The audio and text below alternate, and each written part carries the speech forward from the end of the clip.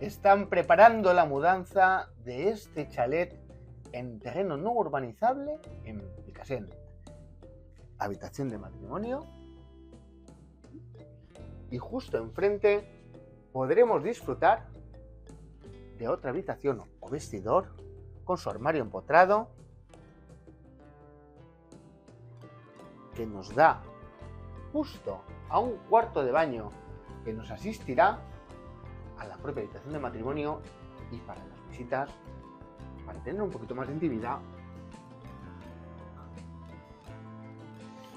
un aseo de lo más práctico, justo enfrente de la otra habitación que, como veis, con su armario empotrado y con un tamaño doble.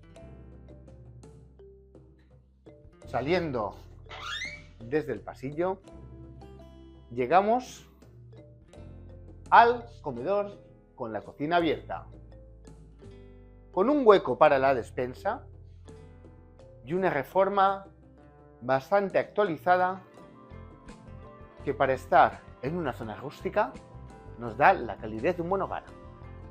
Seguidme.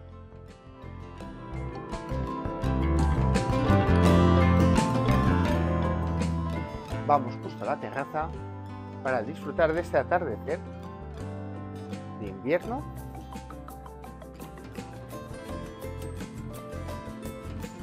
y estas fantásticas vistas.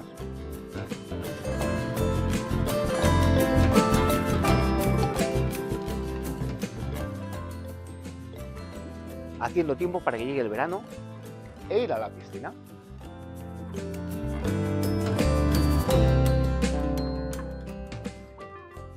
Donde nos encontramos con una antigua balsa de riego que ha sido correctamente restaurada,